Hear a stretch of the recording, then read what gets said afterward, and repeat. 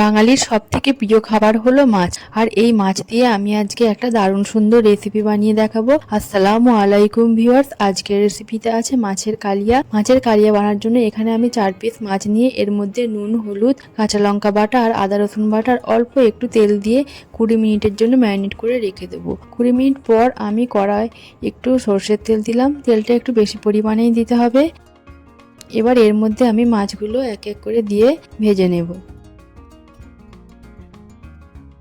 মাছগুলো এক পিঠ ভাজা হয়ে গেছে। এখন মাছগুলো আমি উল্টে দিয়ে অপর পিঠটাও ভালো করে ভেজে নিচ্ছি। তো মাছগুলো খুব ভালোভাবে ভাজা হয়ে গেছে। এখন আমি এগুলো একটা পাত্রে তুলে নিচ্ছি এক এক করে।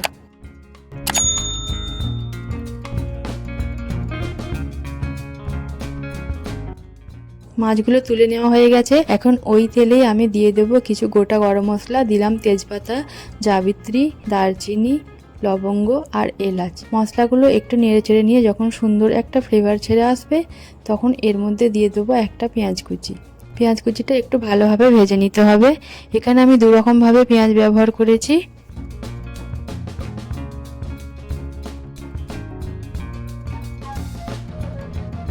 পেঁয়াজটা যখন একটু লাল লাল হয়ে ভাজা হয়ে যাবে তখন এর মধ্যে দিয়ে দেব দুটো পেঁয়াজ বাটা। আমি আগেই বলেছি আমি এখানে পেঁয়াজ দু রকমভাবে ব্যবহার করছি। এবার এগুলো একটু নেড়ে চেড়ে নিয়ে এর মধ্যে দিয়ে দেব আমি আদা, রসুন আর কাঁচা লঙ্কা বাটা। তো সমস্ত উপকরণ একটু ভেজে নিচ্ছি। এবার দিয়ে দেবো এক এক করে মশলা। দিলাম কাশ্মীরি লঙ্কা, হলুদ গুঁড়ো, ধনে গুঁড়ো, জিরে গুঁড়ো আর পরিমাণ মতো লবণ দিয়ে মশলাটা ভালোভাবে কষে নিতে হবে। মশলা থেকে যখন এভাবে তেল ছেড়ে আসবে তখন দিয়ে দিলাম একটা টমেটোর বাটা। টমেটোর বাটা দিয়ে আবারও কিছুক্ষণ কষতে হবে। টমেটোর বাটার যখন কাঁচা গন্ধটা চলে যাবে তখন এর মধ্যে আমি দিয়ে দেব হাফ কাপ টক দই। এই সময় গ্যাসের ফ্লেমটা একদম স্লো রাখতে হবে আর অনবরত নেড়ে যেতে হবে, নাহলে কিন্তু দইটা কেটে যেতে পারে। এবার আমি দিয়ে দিলাম পরিমাণ মতো একটু পানি। ভালোভাবে আমি নেড়ে চেড়ে মিশিয়ে নিচ্ছি। এখন দিয়ে দিলাম আমি হাফ চামচ চিনি। যখন এভাবে ফুটে উঠবে তখন আমি দিয়ে দেব এর মধ্যে মাছগুলো।